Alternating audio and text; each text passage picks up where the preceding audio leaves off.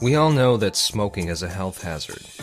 The government says it, the medical experts say it, even the tobacco companies are behaving in a way to suggest that. But does the science support this argument? Let's remember that 400 years ago, the majority of people and experts alike thought that the earth was flat.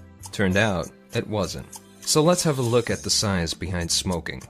Throughout history, there were people who thought of smoking as something beneficial, relieving asthma and warding off infections, while others thought of it as disgusting, hazardous, and deadly in the long run. Well, Saturday night and I just got paid. About the money, don't try to save. These opinions for or against were not supported by much evidence either way until medical scientists first attempted to study this question in 1950. That year, Richard Dahl and Bradford Hill published a paper in which they showed that smokers seemed more likely to develop lung cancer. This was the start of the anti-smoking movement. But shortly after the publication, an astute statistician, Sir Ronald Fisher, noticed a strange anomaly in the results of that study. They had asked their subjects whether or not they inhaled the smoke of their cigarettes. Fisher showed that men who inhaled cigarette smoke were less likely to develop lung cancer than those who did not. As Fisher said, even equality would be a fair knockout for the theory that smoking causes lung cancer. In 1968, another study, the Whitehall study, was undertaken with the participation of 1,400 smoking British civil servants who were divided into two similar groups. One was encouraged and counseled to quit, the other was left on their own. Both groups were followed for 10 years, and the results were surprising. The group that quit showed no improvement of life expectancy, nor any change in frequency of death from cancer or heart attacks, with one exception. Certain cancers were more than twice as common compared to the quit group. The study was extended to 20 years of follow-up with the same results.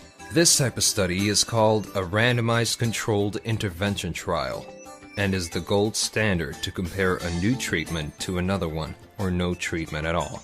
It avoids bias built into observational studies like Dahl and Hill's, of subjects who choose themselves whether to stop or continue smoking. A further 6 more of this type of trial were conducted with a combined follow-up of close to 800,000 subject years, all with the same results. No association between smoking and life expectancy, deaths from cancer, or deaths from any other cause. The medical literature has shown us that smoking doesn't seem to be associated with premature death. But are there any potential health benefits to smoking? In fact, the list is quite long. There is good evidence suggesting that smoking lowers the risk of Parkinson's disease and Alzheimer's up to 60%. Contrary to pictures on your cigarette box, smokers are much less likely to develop severe gum disease.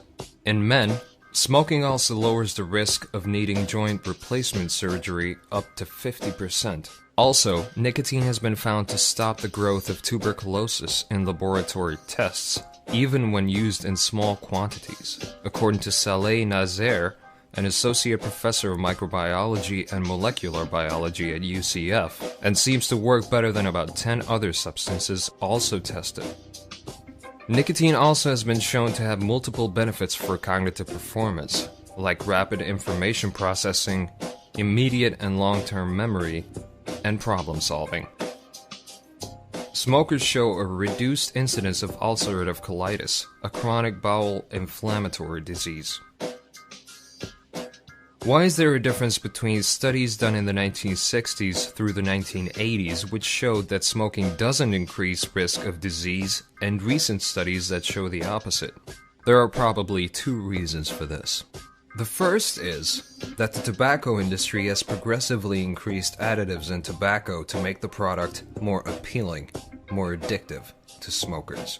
The list that the tobacco manufacturers have provided to the U.S. Department of Health and Human Services contains 599 substances that may or may not be used in a particular brand. They have been approved as food additives and have not been tested by burning. When these substances are burned, they create more than 4,000 compounds. This is the main argument why smoking additive-free tobacco is undoubtedly healthier than commercial cigarettes. The other reason is that research into smoking hazards are mainly sponsored by the pharmaceutical industry, selling nicotine replacement therapies and drugs to facilitate smoking cessation. And the one who pays also calls the shots. By the way, these therapies have not been shown to increase rates of smoking cessation in independent research, but it still is a billion-dollar industry.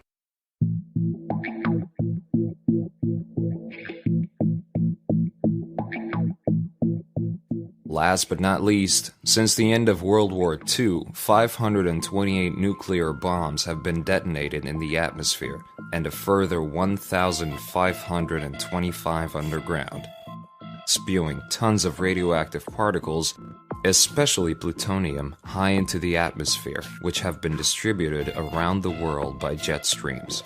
Ingestion or inhalation of such particles increase the risk of cancer massively, and there is enough plutonium in the atmosphere to kill every human being several times over. A cover-up for cancer caused by other factors that were introduced by our modern society since the anti-smoking propaganda was set into motion?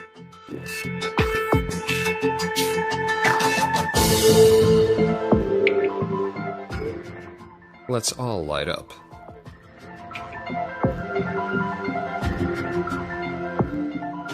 In summary, there is little scientific evidence that smoking additive-free tobacco is the health hazard that mainstream medicine is trying to paint it to be. In fact, it may even be beneficial. I hope that this short video has answered a few questions. Please feel free to distribute it in any way you like. If you like this video, please share.